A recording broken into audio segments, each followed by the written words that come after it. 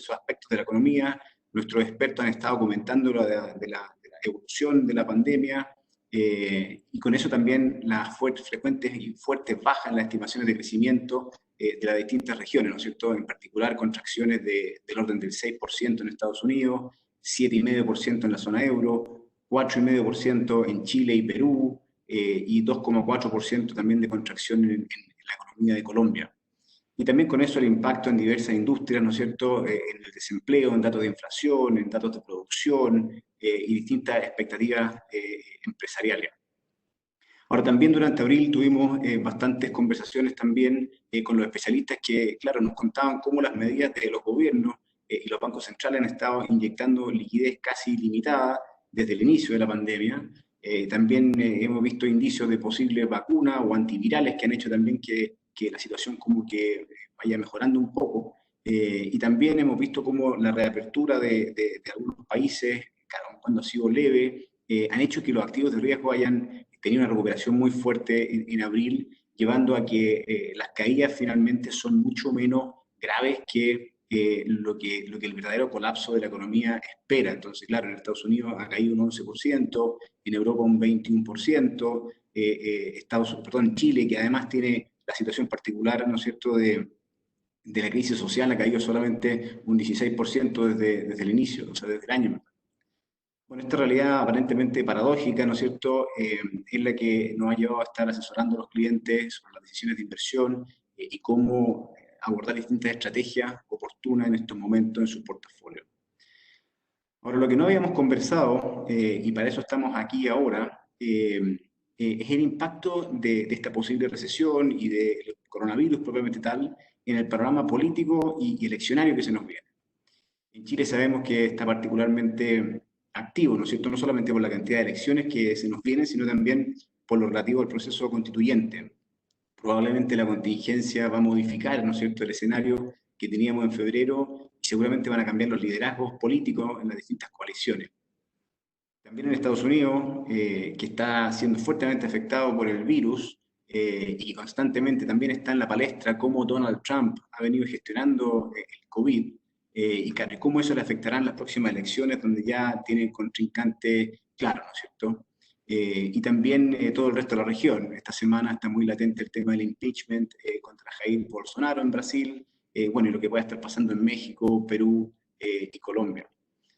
Para esto está con nosotros Patricio Navia. Patricio es reconocido doctor en Ciencias Políticas de New York University, máster en Ciencias Políticas de University of Chicago y es licenciado en Ciencias Políticas y Sociología de la Universidad de Illinois, profesor titular de Ciencias Políticas de la Universidad Diego Portales y profesor titular de Estudios Liberales de New York University. Experto en elecciones, partidos políticos, opinión pública y democratización en América Latina. Es también columnista del Libero, del Buenos Aires Herald y America's Quarterly. Ha escrito numerosos libros y artículos y ha sido columnista en Revista Capital, Diario La Tercera y Diario El Perfil. Antes de darle la pasada a Patricio, quería comentarles que esta sería una conversación interactiva, entonces ustedes en la plataforma pueden pinchar en los tres botones que hay abajo, los tres botones horizontales, esos tres puntitos, pinchan ahí y aparece el icono de pregunta y respuesta. Entonces, mientras Patricio va hablando, vamos a ir tomando nota de esas preguntas y las vamos a hacer después en voz alta. Bueno, muchas gracias, Patricio, por estar con nosotros. Te doy el pase para que empieces con tu presentación. Muchas gracias.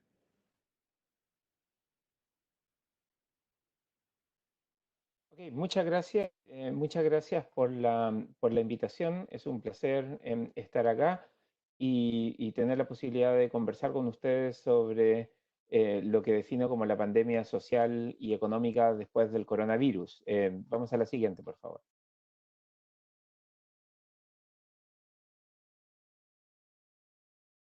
Ok, primero vamos a discutir el caso de Chile, vamos a la siguiente, y después voy a discutir un poco de Estados Unidos y después del resto de América Latina. Sobre Chile, quiero subrayar el punto de que en Chile la crisis en realidad empezó en octubre de 2019. En ese sentido nos adelantamos un poco a lo que ha pasado en el resto del mundo, pero el enfriamiento, la disminución rápida de la actividad económica en Chile viene ya desde octubre del 2019. Esto de cerrar tiendas, de no poder salir, de que los restaurantes no puedan abrir, de que la gente se movilice menos, de que todos se vayan a la casa más temprano, y en muchos lugares que la gente literalmente no pueda salir de sus casas, es algo que ya había empezado bastante antes en el país. La economía venía a la baja antes del estallido social, pero el estallido social la dejó en el piso y el proceso constituyente generó un nivel de inestabilidad y de incertidumbre que puso a Chile en la UTI. Y ahora estamos con el coronavirus que va a hacer que esto aumente todavía más o que el golpe sobre la economía sea todavía más grande. Pero, el punto que quiero subrayar aquí es que como todo problema siempre es también una oportunidad, el coronavirus puede cambiar las prioridades y de hecho va a cambiar las prioridades, las puede cambiar para bien o para peor, entonces es una prioridad y ciertamente va a cambiar también las preocupaciones de los chilenos y esas son las cosas que quiero entrar a discutir para Chile. Después voy a hablar de Estados Unidos y del resto de América Latina. Pasemos a la siguiente, por favor. Entonces, yo creo que hay un error en general en la lectura del porqué del estallido social en Chile. Y creo que es importante discutir eso porque si estamos haciendo mal la lectura de por qué se produce el estallido social, entonces la solución que estamos ofreciendo también puede ser una mala solución. El estallido social no es producto del descontento con la pobreza o con la desigualdad. Hay pobreza, hay desigualdad en Chile, pero los niveles de pobreza y desigualdad son menores ahora que nunca antes. Razones para estallido había muchas más antes que las que hay ahora, si el problema es la pobreza y la desigualdad. No es por esperar 30 años, sino más bien el estallido es por expectativas incumplidas, y este punto es fundamental. Lo que estamos viendo en Chile es que la gente está descontenta porque sentía que estaba por llegar a la tierra prometida, porque veían la tierra prometida, fluye leche y miel, querían entrar a esa tierra prometida, pero de pronto sienten que la tierra prometida se está alejando porque la economía crecía menos en 2018 y 2019, porque sentían que la posibilidad de llegar finalmente a ese lugar era menos probable y por lo tanto protestaron por eso, pero son por expectativas incumplidas, no por el descontento de una situación que empeora.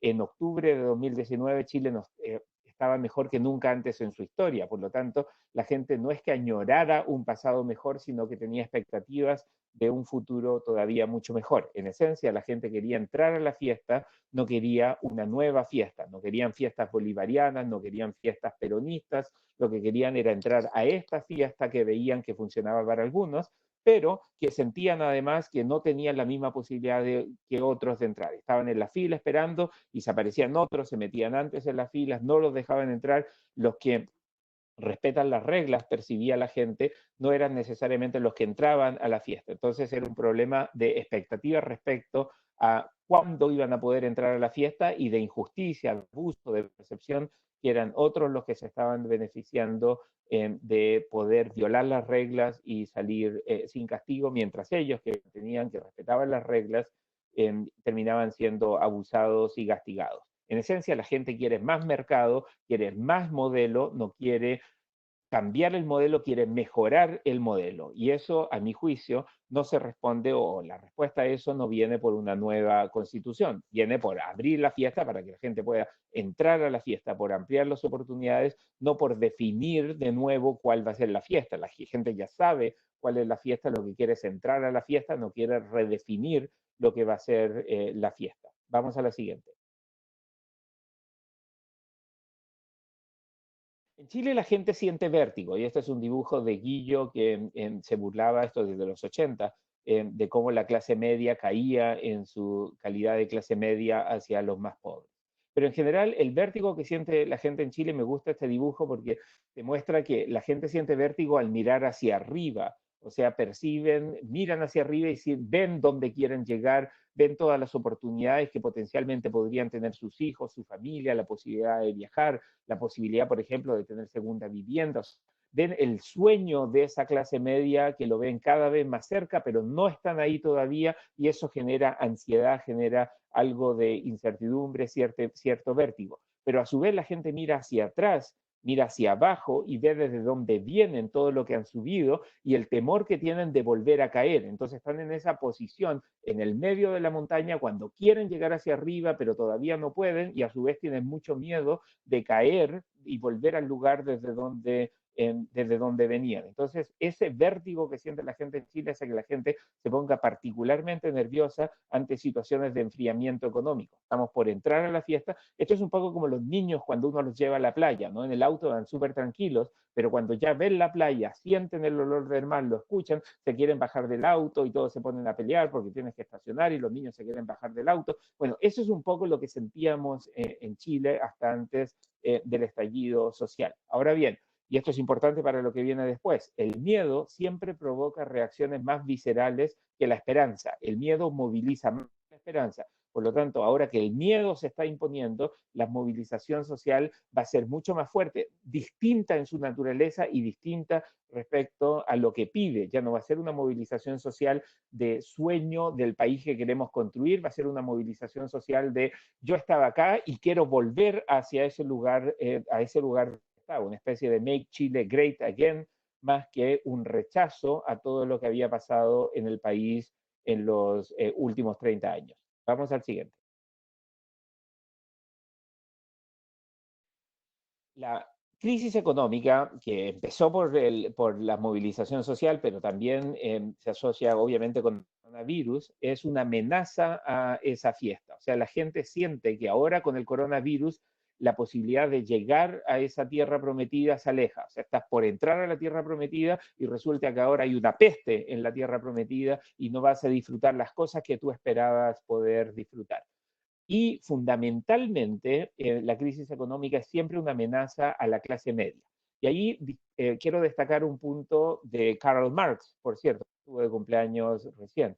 Yo fui a universidades estadounidenses, entonces leí Marx. El Economist decía hace unos años que el último marxista se iba a morir como académico en una universidad estadounidense. Entonces leí bastante de Marx. Y en el 18 Brumario de Luis Bonaparte, uno de los textos más famosos de Marx, donde Marx dice que Hegel siempre decía que la historia se repite, pero se le olvidó decir que la historia se repite primero como tragedia y después como comedia. En ese libro Marx analiza un poco la clase media, una revuelta en Francia que llevó al poder a Luis Bonaparte, que lo puso a la asamblea. Bonaparte llegó al poder y finalmente se volteó contra la asamblea y se convirtió en dictador con el apoyo de la clase media. Y ahí Marx reflexiona y dice, el problema de la clase media es que la clase media al comienzo apoya la revolución, porque quiere desafiar a la élite, pero cuando la revolución se evoluciona hacia una crisis económica, la clase media abandona la revolución, porque después de todo, Marx dice, la clase media tiene cosas que perder y no quiere perder esas cosas. No así el proletariado, que no tiene nada que perder salvo sus cadenas, dice poéticamente Marx. Entonces el problema es cuando hay crisis económica, después de la revolución, ahora crisis económica causada por el estallido social, pero también por el coronavirus, actualmente la clase media se voltea y se aleja de la revolución y apoya a esta una regresión autoritaria, una regresión más bien de derecha. Lo que pasó con Luis Bonaparte en Francia o lo que pasó, por ejemplo, hace poco en Brasil con Jair Mesías Bolsonaro. Este es su segundo nombre de verdad. Entonces, esta idea de que los cambios radicales que impulsó la izquierda generan una crisis económica, sea por causa de la izquierda o porque se acabó el boom de las commodities o por el coronavirus, cuando hay una crisis económica, entonces se produce una reacción hacia la derecha que es lo que yo estimo va a terminar ocurriendo en Chile en los próximos años. Vamos a la siguiente. Por eso yo creo que el error o la respuesta que dio el gobierno y el empresariado y la derecha fue una respuesta equivocada. La gente quería entrar a la fiesta, no quería una nueva fiesta, no querían redactar una nueva fiesta, quería simplemente que los dejaran entrar a esa fiesta. La derecha ofreció reescribir las reglas del juego, lo que va a generar mucha incertidumbre en los meses, los 2 años que se vienen, y como voy a argumentar después de eso también. El problema en Chile no es el modelo, el problema es que el modelo no funciona igual para todos. La gente quiere ir al supermercado, pero quiere que le cobren lo justo, no quiere colusiones, no quiere abusos, pero no quiere un modelo distinto. La gente quiere expandir sus derechos. Vamos a la siguiente. Y ahí tenemos un problema de la lectura que dio el gobierno que nos terminó poniendo en esta situación de proceso constituyente que a mi juicio va a generar bastantes problemas y desafíos por la incertidumbre que va a generar. Ahora, el coronavirus golpea ahora y de hecho frenó temporalmente el proceso constituyente y podemos pensar en el coronavirus como una oportunidad. Pero la pregunta es una oportunidad para quién.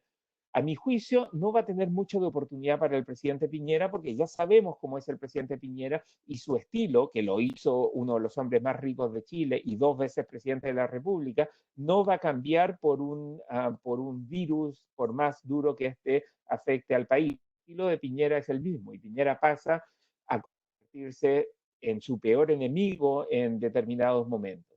Y si bien el Financial Times hace unos días dijo que a lo mejor la fortuna de Piñera, las chances de Piñera de convertirse en un gran presidente revivían con el coronavirus, al día siguiente o ese mismo día Piñera salió a decir o salió a pasear por Plaza Italia, lo que generó una polémica. Y esto es lo que hemos visto cotidianamente en los años en que el presidente ha sido, o que el presidente Piñera ha estado en el poder. Eh, y creo que hay una distinción importante que hacer aquí entre los 33 mineros, que salieron los 33 vivos y no pasó nada, y el coronavirus que va a tener un impacto que va a durar un poco más. Entonces, tampoco veo que el presidente vaya a salir hacia adelante o hacia arriba y por tanto salvar su gobierno, salvar su modelo. Entonces va a ser una oportunidad, pero no necesariamente para el presidente de la República. Vamos a la siguiente, por favor. De hecho, el gobierno Piñera ya estaba en knockout antes del coronavirus. Si nos retrotraemos a septiembre del 2019, los chilenos y Piñera eran como una pareja que no se llevaba bien, más bien una pareja que ya estaba con ganas de divorciarse. Eh, Piñera ganó la elección en 2017 con promesas que no se cumplieron, promesas de mejores tiempos, de recuperación económica rápida, cosa que no pasó, tal vez no por culpa de Piñera, sino porque la situación internacional estaba bastante más difícil, pero las expectativas que tenía la gente no se cumplieron. Y de hecho, ya para septiembre del 2019 el gobierno llevaba 18 meses discutiendo una reforma tributaria que con sus fortalezas o debilidades no había logrado convencer a la opinión pública. La gente no quería la reforma tributaria de Piñera y le estaba costando mucho avanzarla en el Congreso. Recién había salido de la Cámara, todavía tenía que discutirse en el Senado, después probablemente iba a volver a la Cámara, después ir a comisión mixta, o sea, le quedaba todavía un año de tramitación a esa reforma tributaria que además era impopular.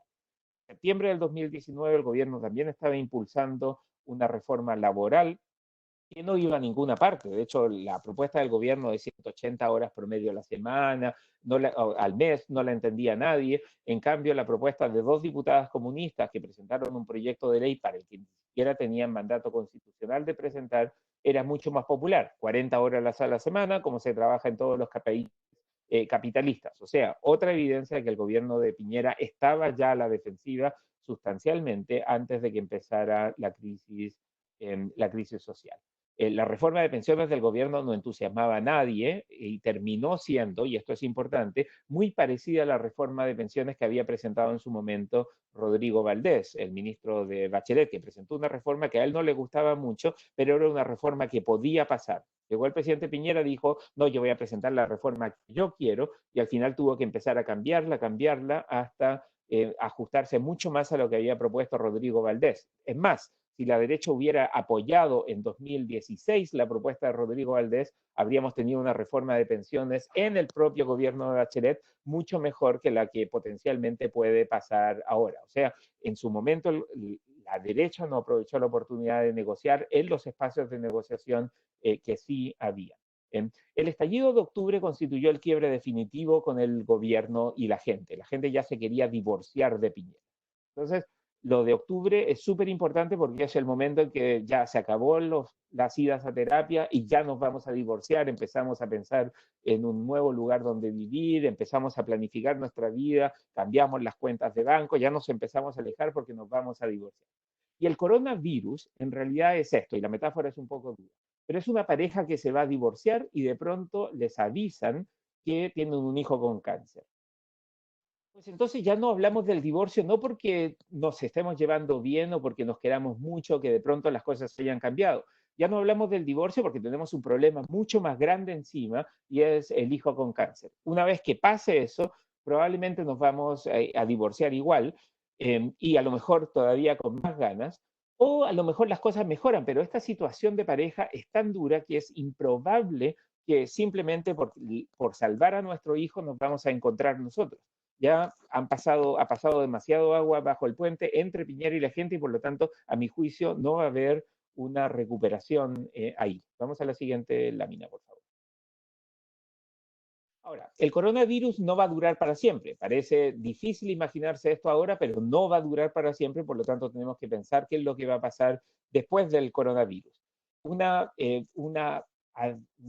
reasonable guess, supongo, un pronóstico relativamente razonable, es decir, que el coronavirus va a alcanzar su peak en Chile en el invierno, como pasó en otros lugares, y después nos vamos a empezar a acostumbrar a esta nueva normalidad, que va a ser distinta a la anterior, pero que va a ser después de todo una normalidad. O sea, uno puede pasarse varias semanas o un par de meses sin el peluquero, pero somos seres sociables, eventualmente vamos a empezar a salir igual y vamos a retomar esta nueva normalidad porque es lo que hemos hecho como seres humanos después de cada peste que hemos tenido y ha habido algunas pestes que son sustancialmente o han sido sustancialmente más mortíferas que el coronavirus. Entonces, va a pasar algo. Ahora, si eso es suficiente para retrasar el inicio del proceso constituyente, el inicio del plebiscito o el plebiscito en octubre de este año, todavía no lo sabemos. Pero lo que sí sabemos es que si necesitamos retrasar de nuevo el plebiscito en octubre de este año, entonces tenemos problemas mucho más grandes que el plebiscito o que el proceso constituyente.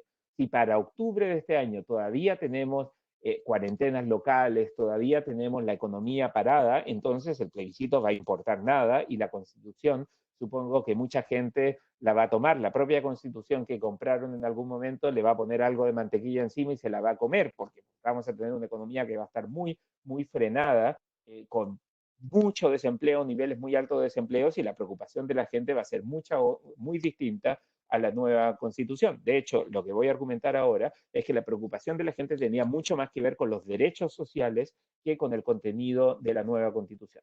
Pero el caso es que si estamos en crisis todavía en octubre, la gente va a querer soluciones concretas para ahora, no un proceso constituyente que dure 2 años y que después de esos 2 años nos entregue ciertas soluciones de papel más que soluciones concretas. Entonces, a mi juicio, mientras más dure el coronavirus, más preocupación o menos importancia le va a dar la gente al proceso constituyente y va a haber más preocupación por las cuestiones económicas. Vamos al siguiente.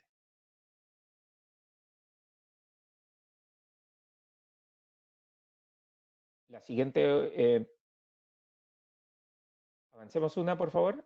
Ok, los chilenos, ahí estamos. Los chilenos siguen queriendo más derechos sociales. Eso es importante, porque cuando analizamos por qué la gente apoya con tanta fuerza, digamos, el grueso de los chilenos apoya con tanta fuerza la nueva constitución y le preguntamos por qué quiere nueva constitución, la gente nos dice porque se van a acabar las AFP, porque quiero mejores pensiones, porque quiero mejor salud, porque quiero que mis hijos vayan a la universidad gratis, porque quiero que haya más seguridad, porque quiero que se acabe la delincuencia. O sea, la gente asocia la nueva constitución con terminar con las AFPs. Y una nueva constitución va a terminar con las AFPs y de pronto todos vamos a tener mejores pensiones. Esta no es la misma preocupación que la preocupación de los intelectuales y de los académicos que dicen vamos a deliberar entre todos para ponernos de acuerdo sobre si vamos a tener un sistema presidencial o semipresidencial como en Francia, si vamos a tener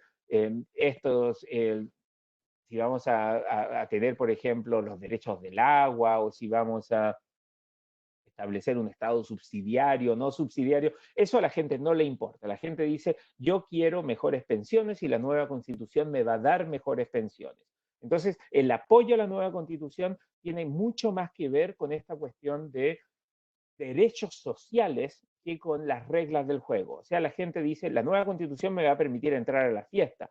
Yo no quiero redefinir la fiesta, lo que quiero es entrar a esa fiesta y la nueva constitución va a ser ese camino que me deja entrar a la fiesta. Ahora, ¿cómo precisamente vamos a estar en una crisis económica importante? Eso es una oportunidad para separar el debate de las reglas del debate de los derechos sociales. y en el contexto de una crisis grande, los derechos sociales adquieren una importancia más inmediata, porque la gente va a tener problemas económicos, va a haber altos niveles de desempleo, y eso es una oportunidad para separar las cosas y para dejar en claro que el tamaño de tu pensión, el cheque que recibes mensualmente por tu pensión, no tiene mucho que ver con la Constitución o si hay un sistema presidencialista, si hay un tribunal constitucional o no lo hay, o si tenemos un sistema semipresidencial o si hay algún principio de subsidiariedad del Estado. Entonces, la oportunidad está en que se pueden separar los derechos sociales de el diseño institucional, que es, a mi juicio, el mayor problema que implica el proceso constituyente. Siguiente, por favor. Ok, ahora, lo perfecto es enemigo de lo bueno. Y aquí quiero decir un par de cosas sobre la Constitución del 80. La Constitución del 80 no es una constitución perfecta, pero de nuevo no hay constituciones perfectas en el mundo. La Constitución del 80 ciertamente tiene un origen incuestionablemente ilegítimo. Yo a menudo les explico a mis alumnos en Nueva York que Chile es como Luke Skywalker y Pinochet es como Darth Vader, los personajes de la Guerra de las Galaxias. Y al final, Chile tiene que lidiar con el hecho de que es hijo de este personaje mal y que la herencia de Chile tiene mucho de las violaciones a los derechos humanos cometidas en dictadura y todas esas cosas, pero también tiene elementos positivos que son los que han hecho que nuestro país sea más desarrollado que los otros países de la región y son los que han hecho que Chile se haya convertido en un foco de atractivo para la llegada de inmigrantes, porque los inmigrantes buscan países donde hay oportunidades económicas. O en otras palabras, Pinochet es este padre que le da buena educación a alguno de sus hijos, pero mata a un par de los otros hijos.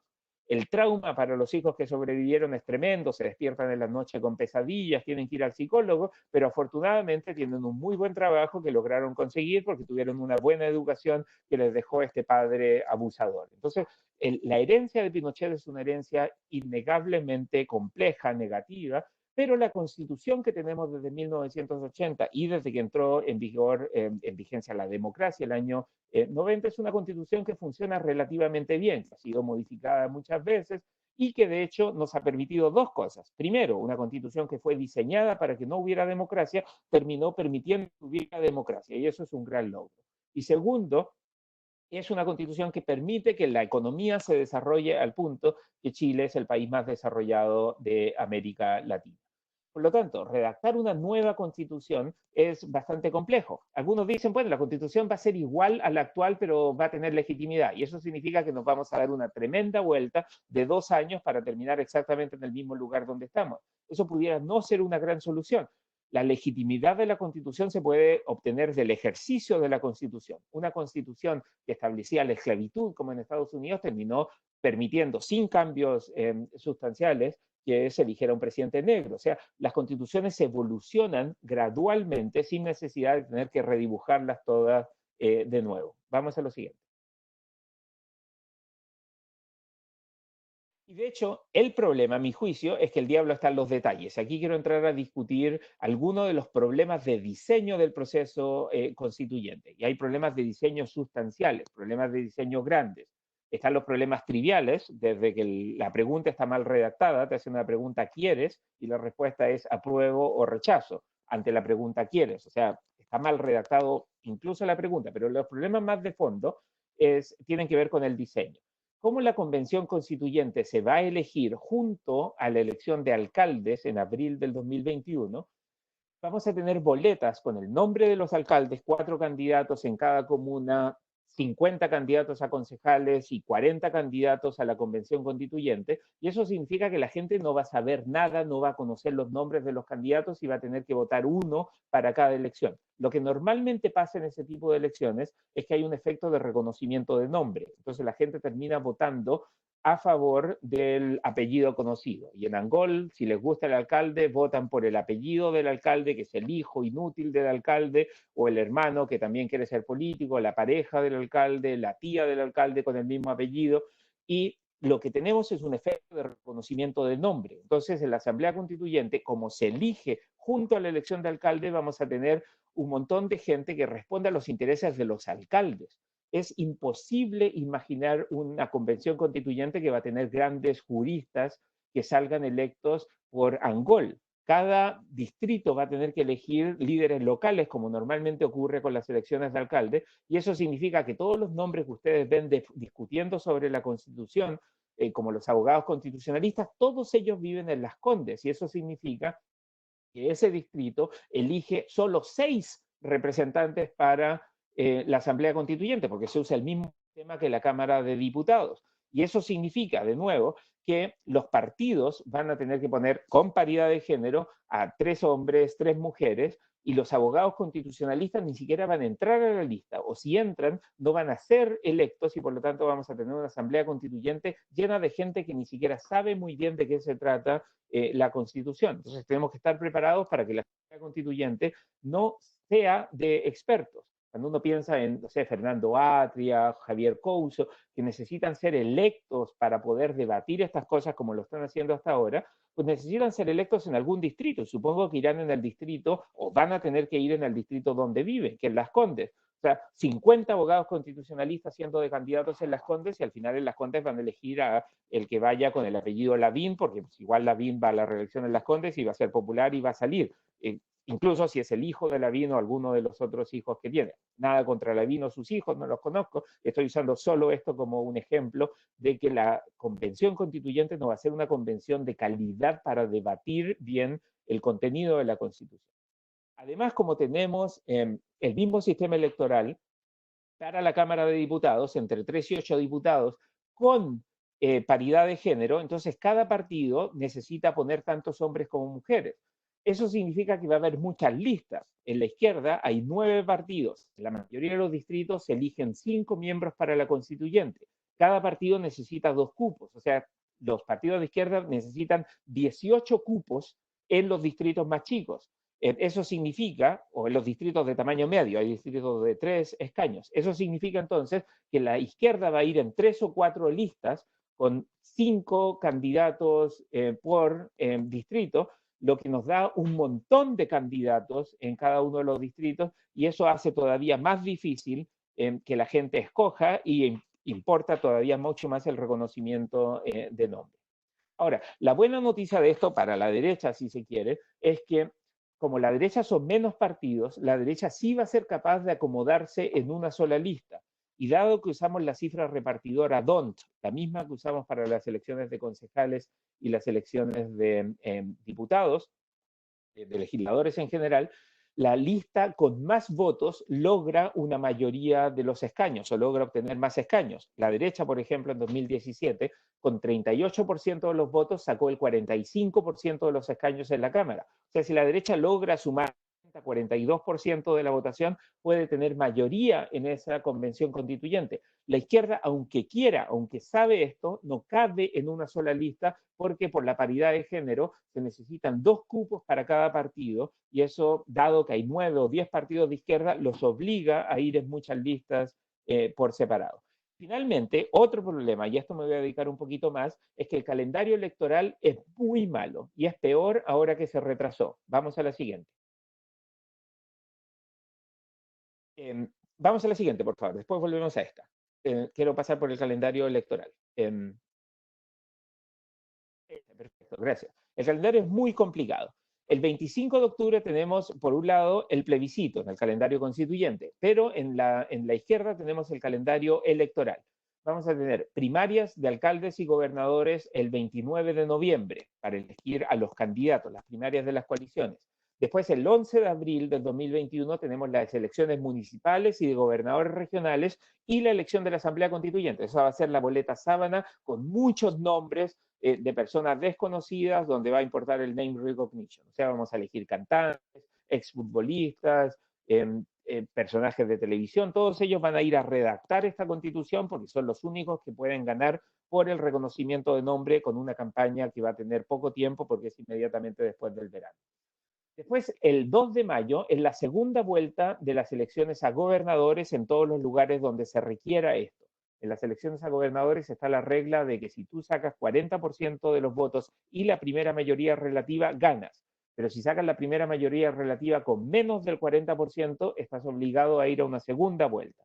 Entonces va a haber varias segundas vueltas en las 16 regiones que ahora tiene el país. Y eso va a ser el 2 de mayo. A fines de mayo comienza la convención constituyente. Se elige el 11 de abril y a fines de abril o a comienzos de mayo el Tribunal Supremo Electoral establece, determina quiénes son finalmente los ganadores. Ahí se convoca la convención constituyente y empiezan a trabajar. Supongamos que lo hacen relativamente rápido y lo hacen a comienzos de mayo. Van a tener 9 meses para entregar su constitución prorrogable por 3 meses más. O sea, o la entregan en febrero de 2022 o lo más probable es que la entreguen ya en mayo de 2022. Ya se vuelvo en un segundo. Después de que se inicia la convención constituyente, el 4 de julio tenemos las primarias presidenciales y legislativas.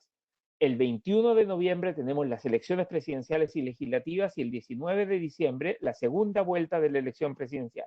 O sea, Chile va a ser el primer país que pasa por un proceso constituyente a la par que está teniendo elecciones presidenciales. Eso no había pasado en ninguna parte. Ninguno de los países de América Latina que hicieron sus constituciones y no resultaron muy bien, habían tenido procesos electorales junto a la Constitución. Eso en general es una mala recomendación porque los candidatos van a empezar a hacer promesas y sus aliados en la Convención Constituyente van a querer meter a esas promesas en la Constitución. Entonces va a ser una Constitución que va a incluir muchas promesas que se hacen en los momentos electorales. Eso de por sí como calendario es muy malo.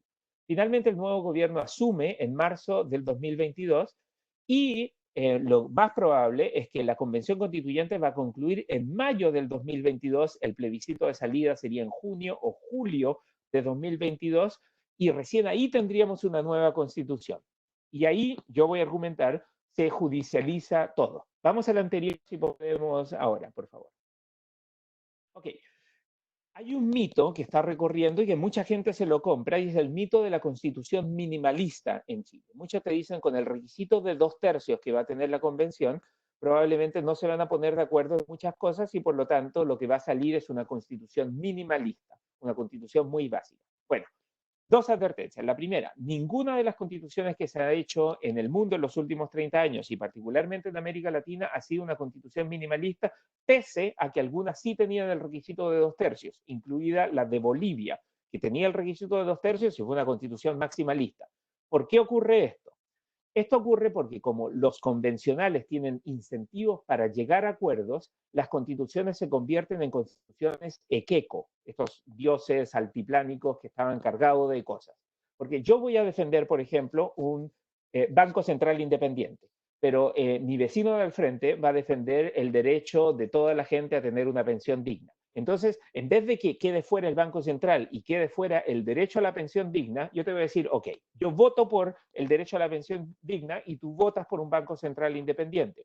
Y eso significa que en la Constitución al final entran todas las cosas. Es una Constitución, un omnibus bill, como se conocen en Estados Unidos. Le metes todas las cosas en este concepto, también en Estados Unidos, que se conoce como log rolling. O sea, yo empujo tu tronco y tú empujas el mío y al final todos los troncos se van empujando juntos por el río. Terminamos con una constitución maximalista. Insisto en ese punto. Va a tener, el problema de la constitución no es que no vaya a tener un banco central independiente, lo va a tener, pero también va a tener un montón de otras cosas que restringen a ese banco central independiente. Doy un ejemplo todavía más claro. La constitución probablemente va a decir que toda la riqueza minera de Chile es chilena, pero también va a decir que se respetan los contratos que ya se han firmado y la propiedad privada que ya está establecida.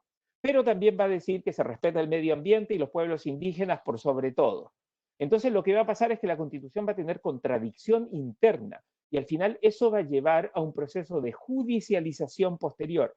Mi preocupación no es tanto la incertidumbre de los 2 años, porque nos podríamos bancar incertidumbre de 2 años hasta mayo del 2022. Es difícil y es costoso, pero pues podemos bancarnos incertidumbre de 2 años. Mi preocupación es lo que viene después. Una vez que la Constitución se promulga, entonces va a empezar este proceso de judicialización, porque la Constitución va a tener tantas cosas, va a ser una Constitución equeco, que va a terminar siendo contradictoria. Entonces la incertidumbre se va a prolongar más allá del proceso constituyente, porque una vez que se promulga esta nueva constitución, empieza el proceso de judicialización. Vamos a la siguiente. Ok, la siguiente. Eso. Si quieren más detalles, por cierto, yo acabo de sacar un libro sobre esto que se llama El arcoíris del rechazo, lo pueden comprar en Kindle o en la página web del Libero, donde escribo un ensayo bastante largo explicando todos estos problemas del diseño institucional. Hay algunos otros ensayos también, pero si quieres más detalles del diseño institucional, están ahí y de ahí lo pueden sacar. Vamos a la siguiente. Ahora, el coronavirus es una oportunidad, y con esto termino Chile para pasar a Estados Unidos y al resto de América Latina.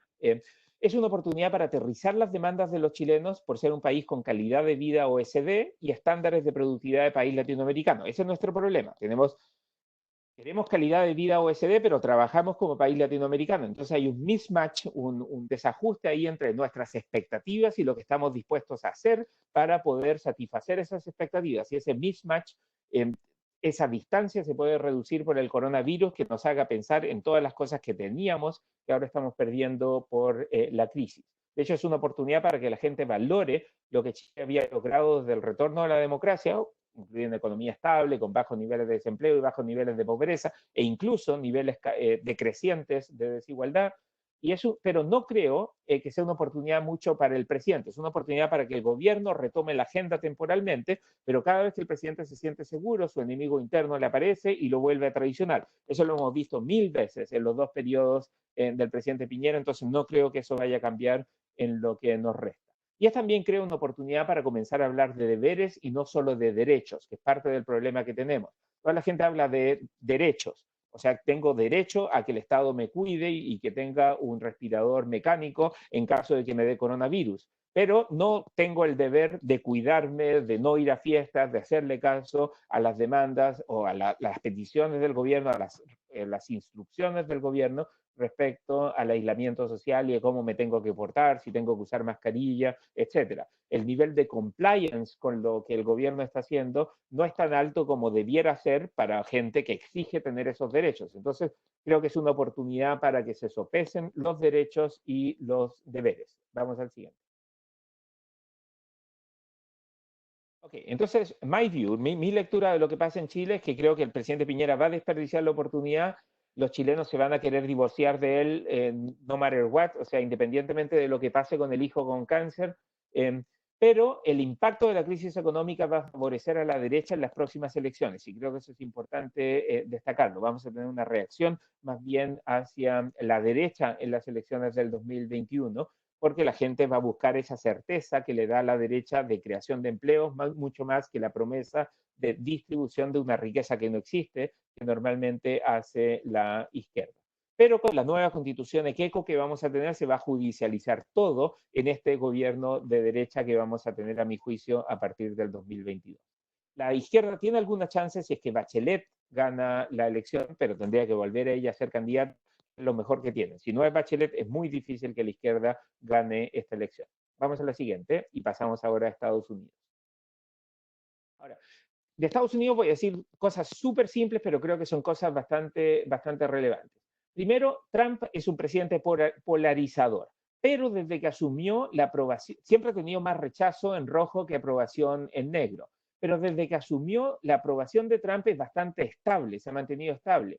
Ahora último tuvo ese beneficio de lo que se conoce como rally round the flag, o sea, apoyemos todos la bandera, y que siempre ocurre en todos los países cuando hay alguna crisis. Ha pasado en todos los países con coronavirus. Todas las aprobaciones presidenciales han aumentado. También le pasó a Trump, pero de nuevo después empezó a caer de nuevo. Pero el apoyo a Trump es bastante estable. Lo que quiero decir con esto es que es improbable que cambie el apoyo de Trump. La gente que ya apoya a Trump lo ha apoyado, pese a que Trump ha hecho cosas que son innombrables, inaceptables para muchos. Si ya apoyas a Trump, lo del coronavirus no es mucho. O sea, si tú tienes una pareja que te golpea, te pega, te trata mal, y después tu pareja un día además te roba un poco de plata, probablemente no va a ser suficiente para que lo abandones. Entonces, la relación de Trump con sus votantes no pasa por la forma como Trump gobierna. Vamos a la siguiente.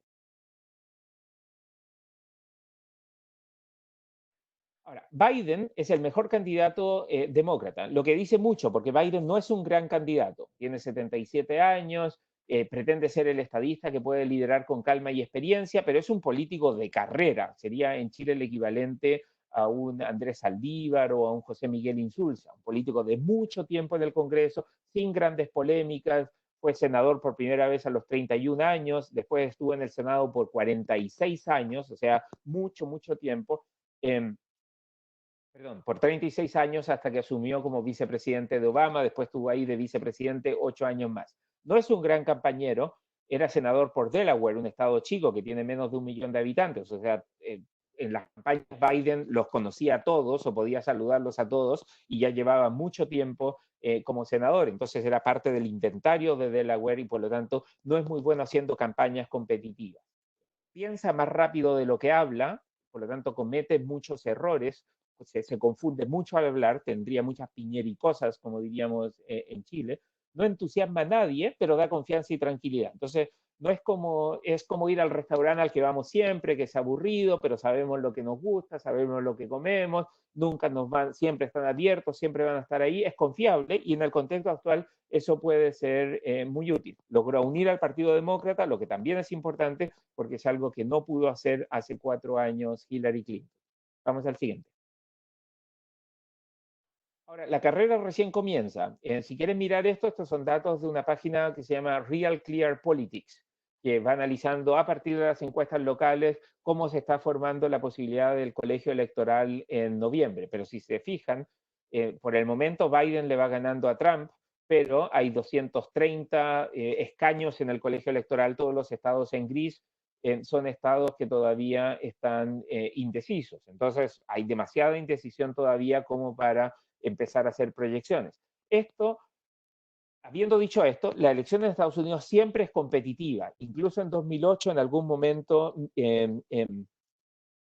John McCain estaba por arriba de Obama y en 2012 Romney también estuvo por arriba de Obama. O sea, vamos a ver que en la campaña sube uno, baja el otro y eso pasa normalmente de entre septiembre y fines de octubre. O sea, vamos a ver bastante incertidumbre en la campaña, como siempre ocurre en Estados Unidos. Ahora, el coronavirus golpea a Trump entre los votantes moderados y energiza a sus adversarios, pero también energiza a su propia base. De hecho, la base dura de Trump está entusiasmada con esta lucha contra China y ven que Trump habla del virus chino y culpa a China de que produjo este virus y está tratando de convertir el coronavirus en una cuestión nacionalista. Entonces, ser patriota es salir a comprar, ser patriota es no ponerse mascarilla. Entonces, Trump está tratando de convertir no esto en una cuestión de salud pública, sino en una cuestión de patriotismo y en cierta base eso le va a funcionar.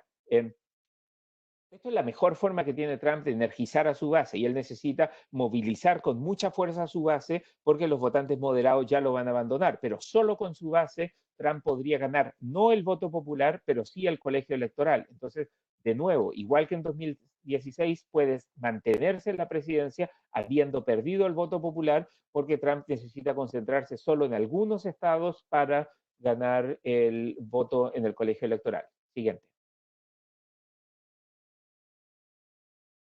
Okay. ¿Qué efecto va a tener el número de muertes? Hoy día ya estamos en 72.000, casi 72.000 en Estados Unidos. Probablemente vamos a llegar a cerca de 90.000, si es que no sobre los 90.000 en Estados Unidos. El número de muertes en New Jersey, Nueva York va bajando, pero el número de muertes en los otros estados va subiendo.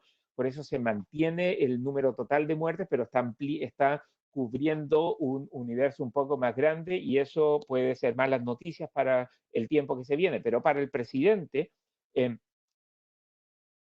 ha tomado esta bandera de resistirse a la cuarentena y a la cuarentena nacional.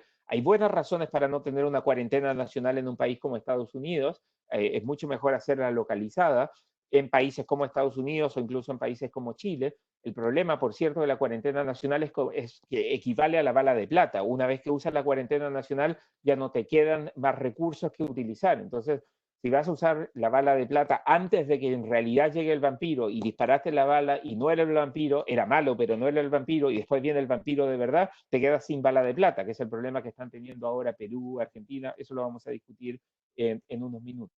Ahora, el argumento de Trump es que precisamente como Estados Unidos es un país tan grande donde cada año mueren 35.000 personas por accidentes automovilísticos, decir que murieron 100.000 tampoco es tanto, porque hay muchas muertes en Estados Unidos porque es un país de mucha gente. Además, hasta ahora, las muertes se concentraron más en estados demócratas, Nueva York, New Jersey.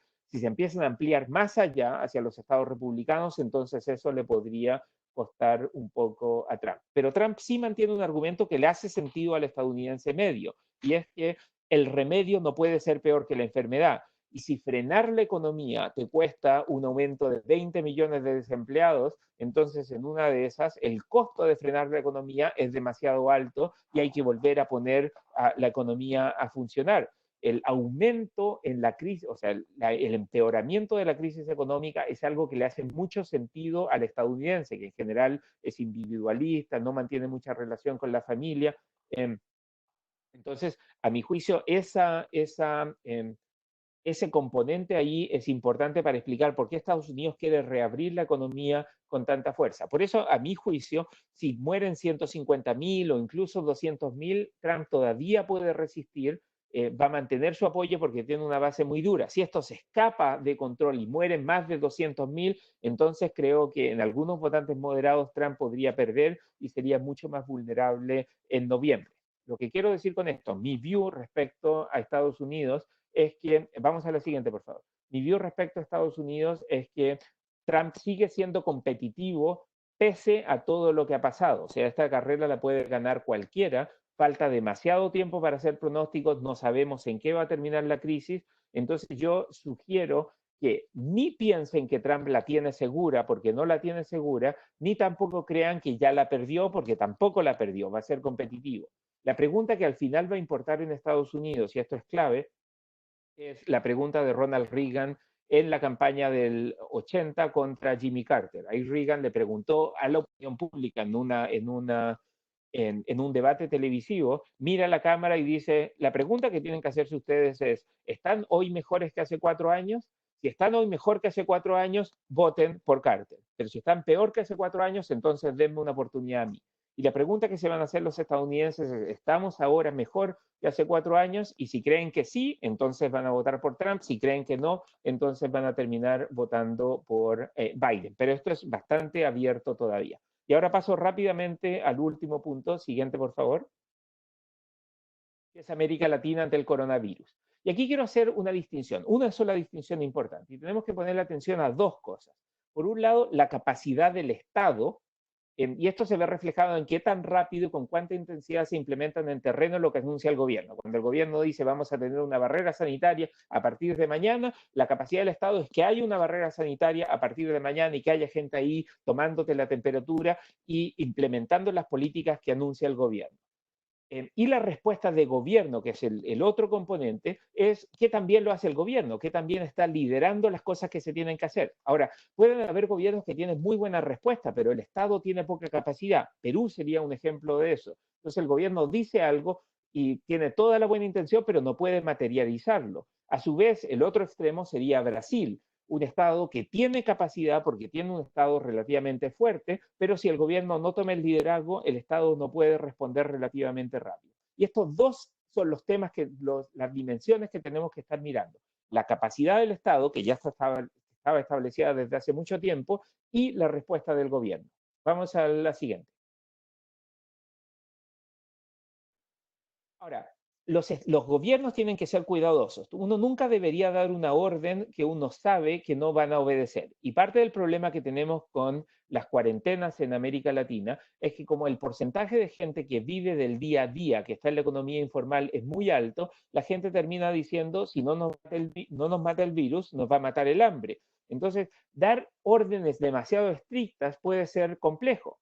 En Chile, por ejemplo, todo el mundo pedía cuarentena nacional ya, cuarentena nacional ya. Algunos todavía lo piden. Si hubiéramos partido el día que lo pidió la primera vez la gente, estaríamos 6 o 7 semanas con cuarentena nacional y la gente ya no le estaría haciendo caso. Si de por sí las cuarentenas locales no tienen un compliance muy alto, las cuarentenas nacionales al final la gente las termina ignorando. Entonces no hay cosa peor que dar órdenes que son imposibles de cumplir. El gobierno tiene que dar órdenes que sí son posibles de cumplir, de lo contrario, lo que vas a tener, es lo que ha pasado en el resto de América Latina, la gente le hace caso a la cuarentena la primera semana, pero la segunda semana empieza a salir, la tercera semana sale más, y lo que hemos visto en lugares como Lima, por ejemplo, que tenían cuarentena, o el propio Buenos Aires, que tenían cuarentena nacional, es que los sectores marginales, los sectores periféricos, el conurbano, lo que en Chile podríamos decir es desde La Pintana, Puente Alto, San Bernardo, Maipú, la gente ya no le hace caso a la cuarentena. Entonces el problema del gobierno es que tiene que dar órdenes que sean cumplibles, de lo contrario la legitimidad del gobierno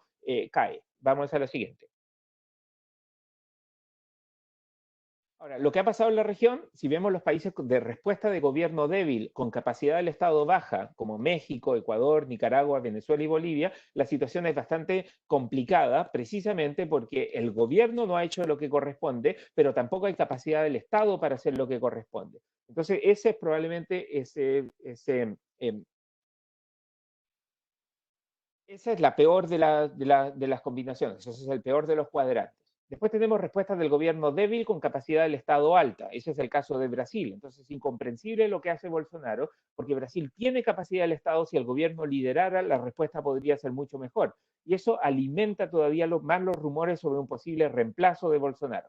Ahora, las encuestas nos muestran en Brasil que Bolsonaro sigue siendo bastante popular, que la gente no quiere que haya un reemplazo del presidente, pero la historia en Brasil nos muestra que sí ha habido reemplazos de presidente 3 veces en los últimos 30 años, entonces es una opción que está en la mesa y que potencialmente podría ocurrir. Como la gente quiere que la capacidad del Estado se materialice en la realidad, entonces la idea de fortalecer todavía más el componente militar en el gobierno parece bastante atractiva, porque después de todo, uno de los elementos más fuertes de presencia del Estado en todos nuestros países son las Fuerzas Armadas, que están en todas partes y que pueden implementar las políticas públicas que establece el gobierno.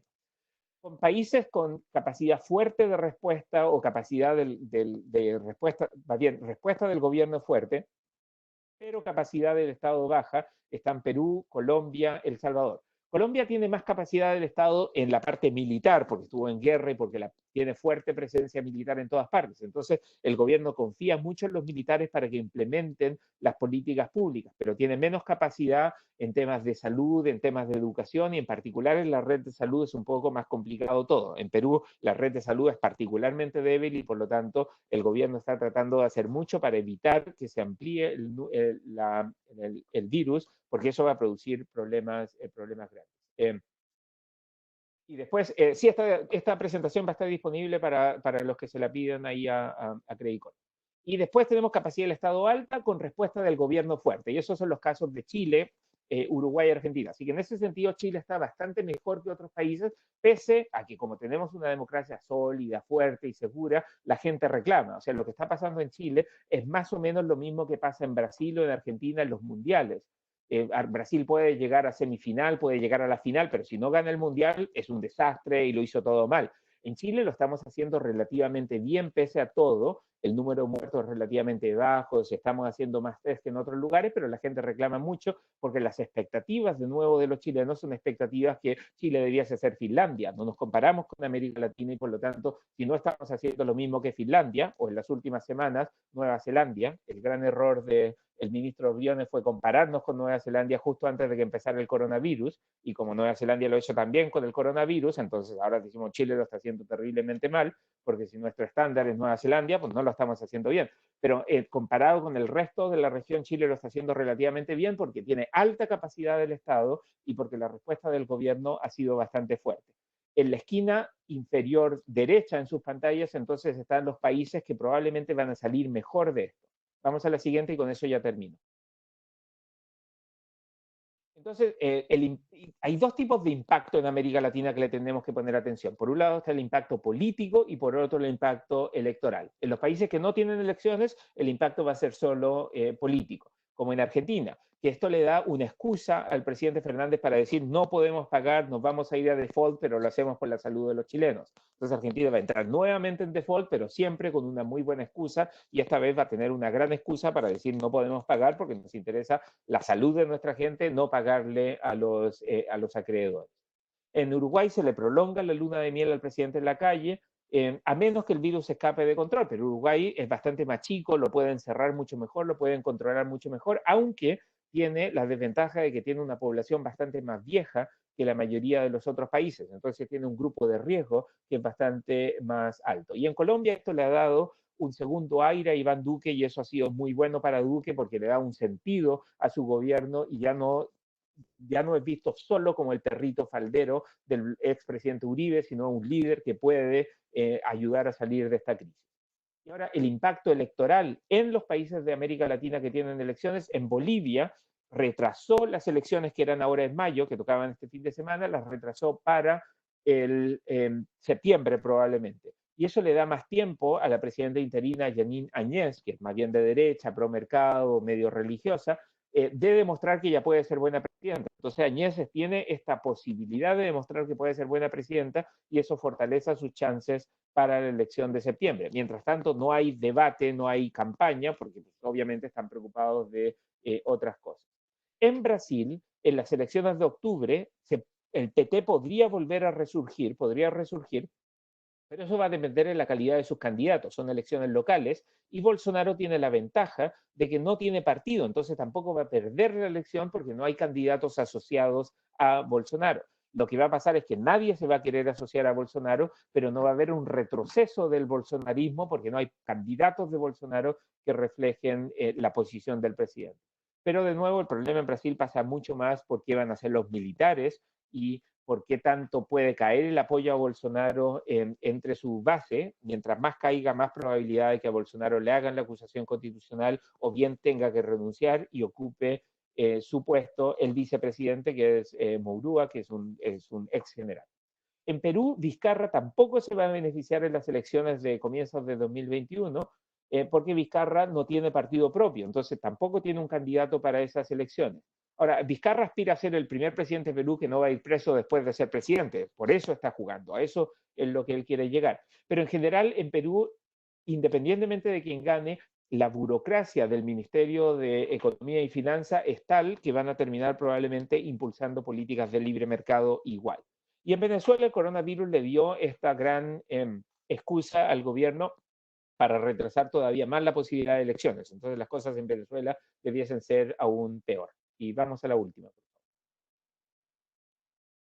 Ok, entonces my view sobre América Latina en general es que obviamente es difícil anticipar el efecto de una crisis cuando todavía estamos en medio de la crisis, ¿no? Cuando uno dice, oye, choqué, y te dicen qué tan mal fue el choque, no sé, porque todavía estoy chocando. O sea, si estamos en medio de la crisis no podemos evaluar qué tan mala va a ser la crisis o qué tan mala fue la crisis y por lo tanto cuál es su efecto.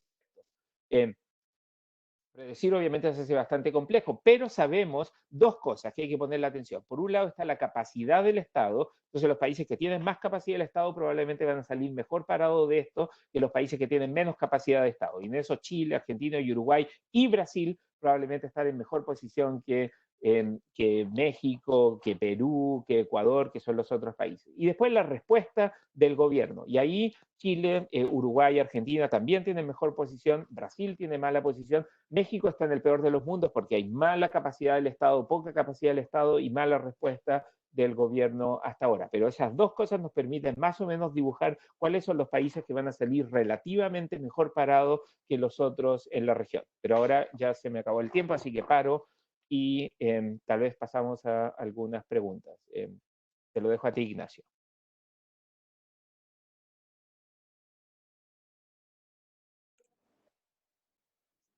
Sí, gracias Patricio por esta exposición. La verdad que en una hora, algo menos de una hora, pudiste pasarte por toda América, desde Estados Unidos hasta acá, hasta Chile. Tengo algunas preguntas aquí ya que nos han venido llegando de los clientes. Antes de decir la primera, quería recordar que los clientes pueden hacer sus preguntas vía el chat que aparece abajo, en el icono del chat, o también en el icono de los tres puntitos, pinchen ahí y aparece el recuadro para hacer preguntas específicas a Patricio. Parto entonces con la primera pregunta. Un cliente dice, muchas gracias por tu presentación. Así como tú dices que en Chile puede ganar la derecha en las elecciones presidenciales, ¿cómo ves la mano en el Congreso, en los diputados y senadores? Ok. Paso a esa. Y de nuevo también vi una de las preguntas sobre la cuestión populista, pero en el Congreso, de nuevo, como tenemos un sistema electoral proporcional, vamos a tener un Congreso fragmentado, mientras tengamos este sistema electoral proporcional, o sea, vamos a tener muchos partidos representados. Eso significa que la coalición que tenga la primera mayoría y que gane la presidencia va a arrastrar más diputados, va a tener un premio por ser la primera mayoría relativa. Entonces probablemente la derecha esté cerca de nuevo de esa mayoría. No va a ser suficiente para tener una mayoría, pero puede seguir negociando con los partidos más de centro. Lo que veo en la izquierda es que se están consolidando varias oposiciones. Entonces vamos a tener a distintas oposiciones compitiendo. Eso significa que la izquierda va a estar más fraccionada, lo que le da posibilidad al gobierno de tener más gente con la que negociar, pero también significa que la izquierda va a tener que buscar un elemento de unidad. Por eso pienso que la posibilidad de Michelle Bachelet de volver es mucho más atractiva para la izquierda, porque Bachelet ya fue candidata de los partidos más de izquierda, del Frente Amplio y de la DC. Entonces Bachelet los puede unir. Los líderes nuevos no tienen esa posibilidad de unirlos a todos desde una historia pasada, porque los líderes nuevos se pelean entre ellos. Entonces, si no es Bachelet, la posibilidad de que la izquierda vaya dividida y que eso le haga daño electoral no es trivial, es de hecho sustancial. Y un candidato de derecha que logre romper con esta división Pinochet, sí, no, que tenemos en Chile desde hace 30 años, electoralmente puede atraer también a parte importante de la votación más moderada, que históricamente estuvo cerca de la democracia cristiana y del PPD. Entonces también va a depender de quién es este candidato de derecha. Si es un candidato de extrema derecha, muy a la derecha, eso va a ser más complicado, pero si es un candidato que tiene capacidad de llegar más al centro, tipo Joaquín Lavín o Manuel José Sandón, que llegan a distintos tipos de centro, entonces eso es un poco más atractivo y podría arrastrar una mayoría en el Congreso para la derecha. Pero es importante, y este punto lo quiero destacar, es algo en lo que he estado trabajando harto en los últimos meses, es la democracia necesita ganadores que sean limitados por las reglas, o sea, cuando uno gana no hace todo lo que quiere, está limitado, pero también necesita buenos perdedores. Y eso ha sido parte del problema en la democracia de América Latina. Los perdedores muchas veces no son buenos perdedores.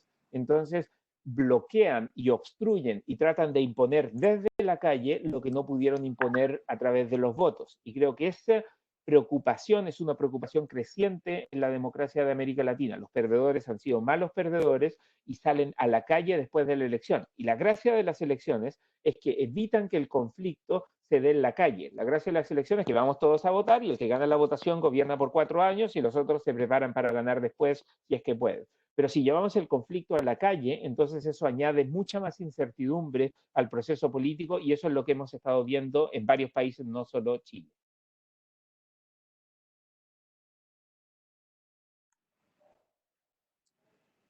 Bien, gracias. Una siguiente pregunta. ¿Ves alguna probabilidad real que en una recesión casi segura y más larga de lo que está pensando pueda generar una salida bélica entre países como China, Estados Unidos y Rusia?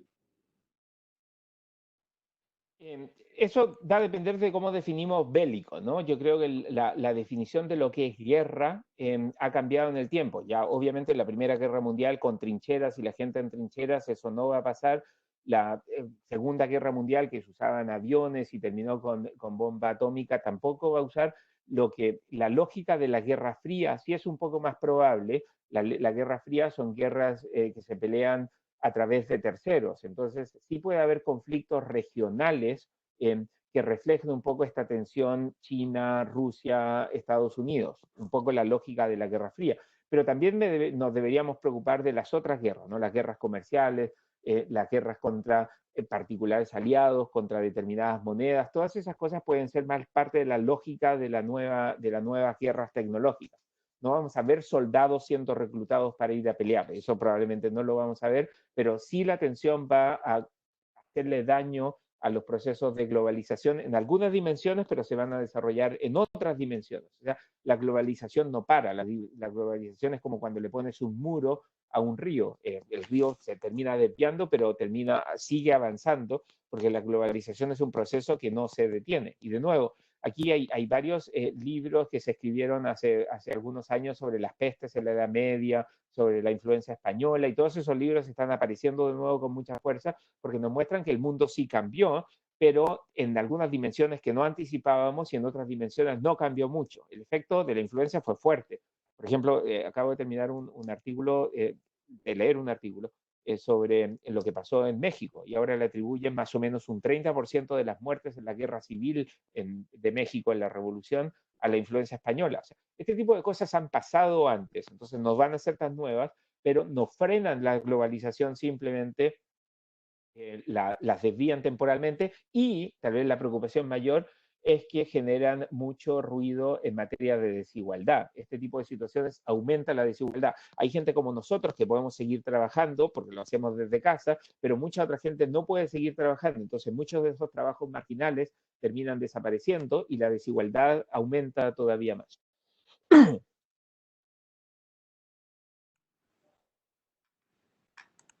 Otra pregunta. Hola Patricio.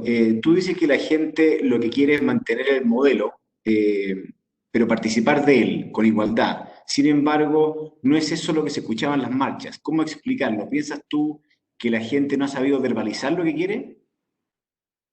No, yo creo que la gente lo verbalizaba bien. La gente decía, quiero una mejor pensión, o sea, quiero tener más plata en mi vejez para poder disfrutar un poco más, quiero tener mejor salud, no quiero no quiero estar todo el tiempo preocupado de que si alguien se enferma, se nos va a arruinar todo lo que tenemos. O sea, quiero ser capaz de endeudarme para tener una mejor vivienda y tener cierta certeza de que esto va a funcionar mejor. Y la gente percibe entonces, eso es lo que quiere, y la gente ve que hay dos enemigos para eso. Uno, los que ya están en la fiesta y no te dejan entrar. Entonces la gente dice, los abusadores, la élite que ya está ahí disfrutando y no nos deja entrar a nosotros, nos manda a estudiar a la Universidad de Santo Tomás, a la Universidad de la República o incluso a la Universidad Andrés Bello, pero no podemos entrar porque ellos contratan después para los mejores trabajos a sus hijos, que son tan malos como nosotros o tan buenos como nosotros, pero fueron a universidades de elite donde hacen las redes sociales. Esa gente no nos deja entrar y lo que queremos nosotros es entrar a la fiesta. Entonces perciben que esos son los enemigos y que el Estado y los gobiernos están más del lado de los que no los dejan entrar a la fiesta. Entonces por eso toman esta posición de resentimiento, pero no quieren elegir a un Alejandro Navarro como presidente, no quieren a Pamela Giles como presidente, lo que quieren es que los dejen entrar a la fiesta. Cuando Navarro dice, yo tengo otra fiesta bolivariana por aquí, vénganse para acá, la gente dice, no, no nos gusta tu fiesta, nosotros queremos esta fiesta, pero esa gente que hasta ahora ha organizado la fiesta no nos deja entrar. Por eso queremos reescribir las reglas para poder entrar a esa fiesta. Entonces, creo que hay un desacople entre lo que la gente quiere y lo que realmente va a pasar en el proceso constituyente, que va a ser cualquier cosa menos permitirle a la gente entrar a esa fiesta. De hecho, va a generar más incertidumbre y por lo tanto va a haber menos inversión durante el proceso, y este punto creo es importante. Después del proceso va a haber judicialización alta en un montón de dimensiones porque la constitución va a ser una constitución equeco. ¿Ves alguna posibilidad de que gane la opción rechazo? Pues yo quisiera que sí, estoy haciendo campaña activamente para que gane la oposición rechazo, pero también miro los números y veo que la gente quiere derechos. Entonces creo que la única chance que tiene la oposición rechazo es que se separe esta percepción de nueva constitución es igual a más derechos. Y eso se logra, ya sea ampliando los derechos ahora, cosa difícil porque estamos en crisis económica, o que la gente vea que la situación económica es tan mala que sumarle más incertidumbre todavía a esto puede ser una mala idea. En esencia, construir una nueva, o sea, hacer una nueva constitución es como construir una nueva casa. Si la gente percibe que esta nueva casa hay que empezar a construirla en medio de una crisis económica, en medio de una tormenta, la gente va a decir, igual en una de esas no nos conviene construir la casa todavía. Pero en la medida que la gente perciba que la nueva constitución les va a dar más derechos, entonces van a seguir apoyando esta idea de una nueva constitución. Otra pregunta aquí, un cliente dice, varios analistas han expresado sus dudas respecto de que Piñera logre terminar su periodo y que ello se comenzaría a evidenciar al término de las restricciones de la pandemia. ¿Qué opina usted? Yo veo, o sea, yo creo que Piñera había buenas chances de sacar a Piñera del poder porque faltaba bastante para la próxima elección. Recién estábamos en la mitad del periodo. Si Piñera hubiera renunciado antes de noviembre, tendría que haberse hecho una elección nueva. Si renunciara ahora, después, a menos de 2 años de la próxima elección, el Congreso en pleno elige a un nuevo presidente. Y probablemente sería alguien de izquierda, porque la mayoría del Congreso es de izquierda. Pero dada la situación económica en plena pandemia, yo veo eso difícil. Y cuando termine la pandemia, vamos a estar demasiado cerca de las próximas elecciones como para sacar a Piñera. Esta idea de sacar a un presidente en el último año normalmente no ocurre. En el mundo lo sacas a mediados o a comienzos de su periodo, porque cuando estás en el final, ya lo que está más preocupado de la próxima elección, de ganar la próxima elección, que de concentrar tus energías en tratar de sacar al presidente. Lo puedes sacar con los votos, en esencia. Y eso es lo que creo que va a pasar. Acuérdense, cuando salgamos de esto, probablemente a fines del invierno, va a faltar un año, menos de un año para las primarias presidenciales. Entonces ya vamos a estar en nuevo periodo electoral. Otra pregunta, qué es lo que debiese hacer el gobierno chileno con la finalidad de permitir que la gente entre a la fiesta y no realizar el proceso de cambio de constitución? Ya que dicho cambio más enreda que soluciona los problemas. La solución es relativamente simple. Yo creo que lo que hay que establecer son igualdad de condiciones, una cancha pareja, darle la posibilidad que todos entren a jugar. En general, los chilenos entienden que Arturo Vidal gane mucha más plata que un jugador de segunda división, porque Arturo Vidal juega mucho mejor. La crítica que tienen los chilenos es que los que están ganando más plata, los Arturos Vidales en el mundo de la empresa o en el mundo privado o incluso en el sector público, no es que jueguen mejor a la pelota, sino que tienen mejores contactos. Entonces la gente percibe y dice, si no hay una cancha pareja, no estamos jugando todos en iguales condiciones. Y emparejar esa cancha, a mi modo de ver, era uno de los desafíos que tenía el presidente. Creo que no lo hizo ni en su primer gobierno ni en su segundo gobierno, en buena medida porque gobernó con los mismos de siempre.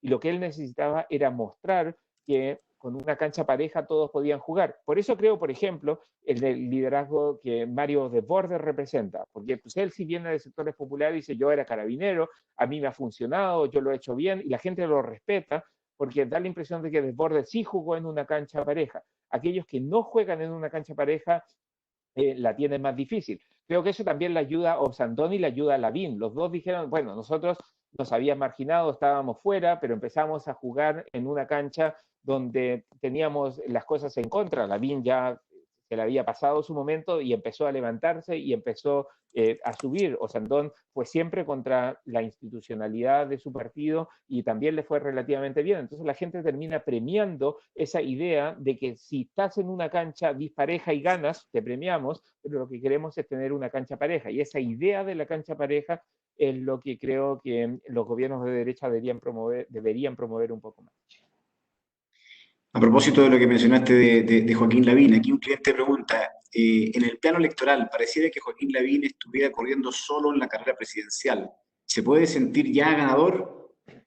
No, es una mala idea empezar a correr solo y empezar a correr tan temprano. Esto es como cuando tú no llegas a la feria a las 3 de la mañana y empiezas a gritar tus productos antes de que llegue la clientela. Y creo que el problema de Lavín es un problema que está posicionándose desde demasiado temprano cuando la gente no le está poniendo mucha atención a la campaña. Lo de Lavín es más bien reconocimiento de nombre. O sea, Lavín le va bien en las encuestas porque tiene name recognition. Pero si uno, en esas encuestas abiertas que se hacen ahora, todos los que aparecen, fíjense, son ex candidatos presidenciales. Hay gente que ya fue candidata presidencial, que es lo que la gente recuerda. Cuando te dicen, ¿dónde te vas a ir de vacaciones a fines del 2021? Pues en realidad no lo has pensado muy bien y dicen, no sé, dónde me voy siempre. Y mencionan las cosas, los lugares donde has ido antes o los lugares que alguna vez consideraste ir. Entonces, creo que esto de hacer campaña tan temprano no te ayuda mucho. Potencialmente te puede desgastar. Lavín es bastante conocido, entonces tampoco necesitas mucho reconocimiento de nombre. Pero si te empiezas a poner creativo y sacas una cosa nueva todas las semanas, al final la gente se termina aburriendo de todas estas cosas nuevas que sacas. Y creo que ese es el riesgo que corre Lavín. Creo que va a ser un candidato y puede ganar las primarias, pero su problema es el mismo problema que tienen estos corredores que parten primero con mucha fuerza y al final les ganan otros que empiezan a picar por atrás. Y eso es el desafío que enfrenta Lavín ahora. Nadie tiene la elección ganada ni en Chile ni en ninguna parte hasta los últimos 3 meses o 2 meses antes del día de la votación. También en el mundo electoral chileno, un cliente pregunta, esta pandemia pareciera que ha afectado a las posiciones más extremas. José Antonio Cast y Beatriz Sánchez, por ejemplo, ¿perdieron su oportunidad? No sé si alguna vez tuvieron alguna oportunidad.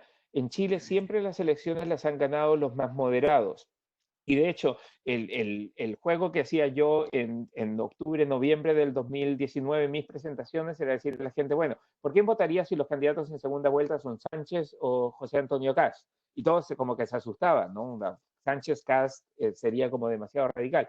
Y al final la respuesta es, bueno, cualquiera de los dos que termine tomando posiciones un poco más moderadas. En Chile las elecciones se ganan partiendo desde tu base dura, avanzando hacia posiciones moderadas. Eso es lo que hizo Patricio Elwin, eso es lo que hizo Lagos, eso es lo que hizo Bachelet, es lo que hizo también Piñera. Si te quedas en las posiciones duras no vas a ganar porque te va a ganar el otro que llega al votante moderado. Si partes de una posición muy moderada, nadie va a saber en realidad lo que crees. Entonces tienes que partir de tu base te tiene que apoyar, tiene que creer que eres uno de ellos y después avanzas hacia posiciones más moderadas. ¿Cómo ves la gestión de la oposición? Se ha criticado mucho la ausencia o nula proactividad en esta etapa. ¿Coincides con las críticas de Ricardo Lagos? Sí, aunque es difícil ser oposición en tiempos de pandemia, porque uno, no te puedes poner al servicio del gobierno porque tienes que hacer oposición y por lo tanto tienes que cuestionar las cosas que el gobierno no hace bien, pero a su vez tampoco puedes criticarlo todo. Entonces hay que buscar ese balance de criticar algunas cosas y defender otras. En ese sentido creo que la crítica del presidente Lagos es la crítica correcta. Ahora, lo que está haciendo el presidente Lagos también está respirando por la herida. Lo que hace Lagos es decir, esta misma oposición son los que no me dejaron a mí ser candidato en 2017 y a mí me hubiera ido mejor porque yo soy más centrista. Entonces la crítica de Lagos es algo interesada, pero efectivamente la oposición está demasiado obsesionada con sacar a Piñera del poder, que es lo que pensaron que podían hacer en octubre de 2019 y todavía siguen jugando a lo mismo. En cierto modo, esto es lo que te pasa cuando tú contaste un chiste, la gente se rió, sigues contando ese chiste todo el tiempo porque la gente se rió una vez, pero el chiste ya no es chistoso. O cuando vuelves todos los años al mismo lugar donde fuiste súper feliz en tu juventud. Esa estrategia ya no funciona en tiempos de coronavirus. Entonces la izquierda que sintió tan cerca que podía sacar a Piñera del poder, todavía sigue un poco obsesionada con eso y no se actualiza, no se ajusta a la nueva realidad. Bien, otra pregunta. Siendo que los potenciales candidatos para la convención constituyente probablemente sea gente no tan preparada como abogados constitucionalistas, ¿no crees que el resultado de esta nueva carta tendrá un parecido casi idéntico al actual? Sí, ese es el mejor de los mundos, que al final se den cuenta y digan, en realidad como no sabemos qué vamos a hacer, vamos a copiar un poco esto o vamos a partir de la constitución del 25 y le vamos a meter algunas cosas adicionales y nos vamos a centrar solo en el capítulo de los derechos. En ese escenario, que ese no es un mal escenario al final, nos damos una tremenda vuelta para llegar al mismo lugar, o sea, un poco como el cuento de Jorge Luis Borges de Pierre Menard reescribe el Quijote y al final terminas escribiendo el mismo Quijote que ya había sido escrito. Pero eso igual nos compra 2 años de incertidumbre e igual, aun si la base es exactamente la misma, porque Chile tiene una tradición constitucional relativamente importante, igual le vas a meter elementos de queco a la Constitución que van a terminar judicializando el proceso. Entonces, aun si tuviéramos esta Constitución y dejas que los legisladores actuales o los constituyentes le metan artículos adicionales, esos artículos van a ser suficientes para judicializar el proceso, en particular el capítulo de los derechos, que irónicamente va a ser el capítulo que más van a discutir. No va a ser el capítulo más importante de la Constitución, pero va a ser el capítulo al que los constituyentes le van a dar más importancia. Y Patricio, sobre lo mismo, ¿puede la eventual constitución sobreponerse a todo o hay ciertas cosas que no se pueden modificar? En teoría pueden hacer cualquier cosa, o sea, los procesos constituyentes sabemos dónde empiezan, pero no dónde terminan. La Convención Constituyente de Filadelfia en Estados Unidos, que es como el símbolo de estas convenciones constituyentes, se suponía que no iba a ser una nueva constitución y terminó siendo una nueva constitución que perduró. Entonces, probablemente eso no va a pasar en Chile, pero podría pasar. El poder constituyente radica en ese cuerpo y ese cuerpo puede decidir hacer cualquier cosa.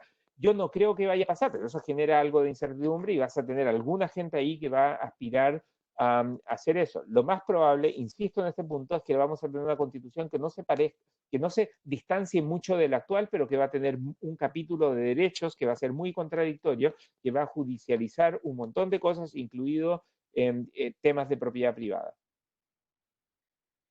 Esta vez voy a juntar dos preguntas en una.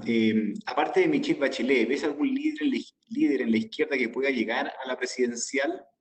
Y junto con eso, ¿a quién ves como los mejores candidatos de cada conglomerado político de cara a la próxima elección? En general, Que la izquierda tiene el problema de que Bachelet es demasiado grande, entonces eclipsa a otros líderes emergentes. Es casi Arturo Vidal con nuevos futbolistas en Chile. Es difícil ser un futbolista así de brillante porque pues, todavía está Arturo Vidal jugando. Entonces Bachelet dificulta un poco esas cosas. Hay algunas opciones que son pre-Bachelet, como José Miguel Insulza, que ya quería ser candidato presidencial antes que apareciera Bachelet y Bachelet le ganó la partida.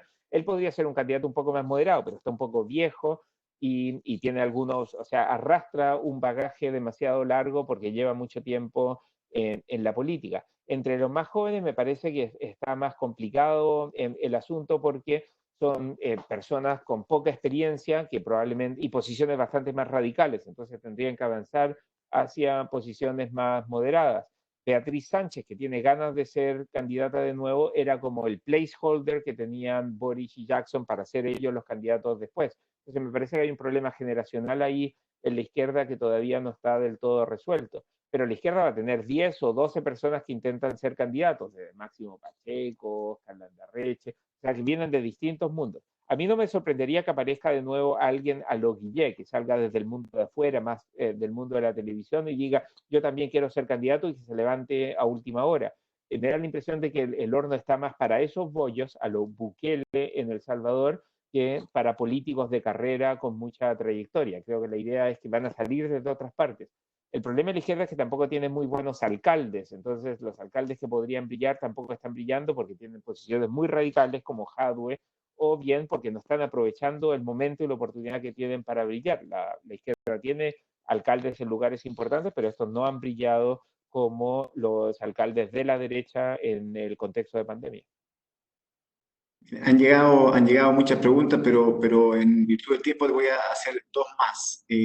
La siguiente, el gobierno ha planteado la posibilidad del plebiscito constituyente bajo la premisa del COVID y también por dificultad económica. ¿Fue un error plantear eso justo a la nueva normalidad? Sí, esto es el equivalente con, digo, si tú te vas a casar en octubre y le dices a tu novia, sabes que si tu papá le da un ataque cardíaco, vamos a tener que postergar el matrimonio. ¿Qué es lo que va a decir tu novia? Este no se quiere casar. O sea, es evidente que si a tu papá le da un ataque cardíaco el día antes, vas a tener que postergar el matrimonio.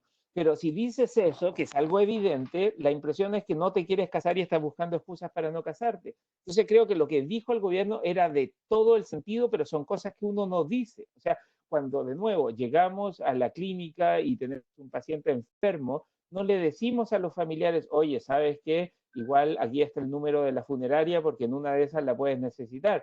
No, si la necesitas, nosotros llamamos a la funeraria, pero hay ciertas cosas que no se dicen. O sea, es evidente que si la situación económica es mala, es muy mala, en octubre estamos en crisis todavía de coronavirus, no vamos a hacer el plebiscito porque a nadie le va a interesar hacer el plebiscito. Entonces no necesitamos plantear eso ahora y el presidente ciertamente no necesitaba decirlo, pese a que sea verdad. Hay ciertas verdades que son tan evidentes que ni siquiera necesitas decirlas. Bien, y vamos ahora sí con la última pregunta. Uno de los efectos que está generando la coyuntura del país es la urgencia en el desarrollo tecnológico. Sin embargo, hay un riesgo detrás de esto, el middle income trap, dice el cliente, que podría generar más desigualdad aún. ¿Qué piensas sobre este riesgo? Ok, dos cosas. Yo creo que la desigualdad es efectivamente un problema para mucho y de hecho hay una columna de Martin Wolf en el Financial Times, creo ayer o anteayer, donde habla que tal vez la desigualdad es la razón porque las tasas de interés están tan bajas, porque hay tanta desigualdad que hay mucha plata concentrada en muy poca gente que termina yendo a ahorro y eso termina bajando mucho las tasas de interés. O sea, la desigualdad tiene costos altos en un montón de dimensiones y eso es uno de nuestros grandes problemas.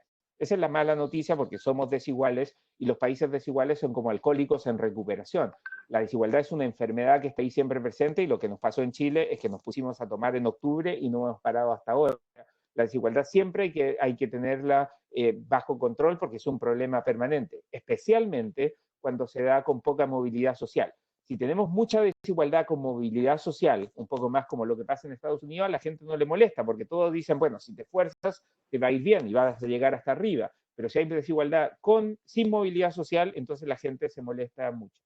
La buena noticia es que el Middle Income Country Trap es un concepto súper bonito, pero en realidad no hay países que se hayan quedado ahí por más de 20 años, salvo Argentina. Entonces todos los países que llegaron al nivel de middle income terminaron cruzando, salvo Argentina en América Latina, y pues ahora veremos si Chile cruza o no cruza. Entonces a lo mejor es un problema más de América Latina, pero ese trap, como middle income country trap, no existió para los países de Europa. Todos los que llegaron ahí lograron salir. Para los países de Asia, todos los que llegaron ahí también lograron salir. Así que es un trap que es más bien un Latin American trap más que un middle income country trap.